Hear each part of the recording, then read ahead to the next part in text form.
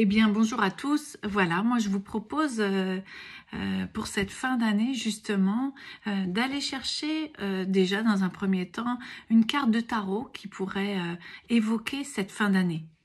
Alors pour ma part, j'ai tiré le mat, donc je vais un peu vous expliquer cette carte de tarot pour moi, ce qu'elle évoque, ce qu'on peut en tirer en fait si on la voit d'un point de vue généalogique.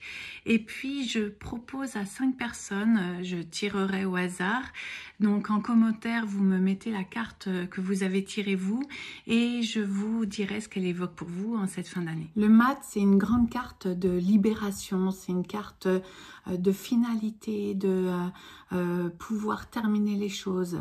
Donc pour moi, elle m'invite à mettre des points finaux pour pouvoir préparer 2025, faire des nouveaux projets, aller de l'avant, faire le deuil de certaines situations du passé, faire le deuil de certaines personnes. Quand on fait le deuil de certaines personnes, de certaines situations, ça nous permet de nous ouvrir vers de nouvelles possibilités, de nouvelles propositions de travail, de contrat, voilà, vers une nouvelle énergie. Le mat, c'est vraiment une carte de passage, voilà, donc un passage qui se fait vraiment en douceur. Tout ce qui est derrière nous, prendre ce petit baluchon et puis aller regarder droit devant. Alors parfois, c'est compliqué de mettre un point final et on reste en suspens, comme des points de suspension finalement. On reste, on vibre à un inachevé.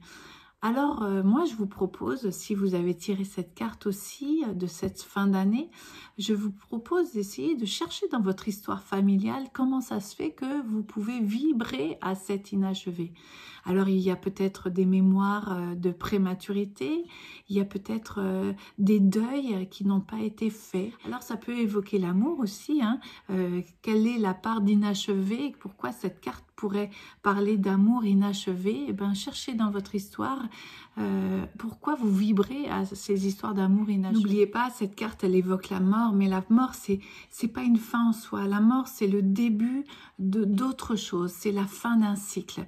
Donc, pour tous ceux qui ont travaillé, qui ont tiré cette carte, eh ben, voilà, c'est le temps est venu pour vous, en fait, de préparer un nouveau cycle, comme un nouveau printemps. Allez, je vous dis à bientôt et puis passez des belles fêtes.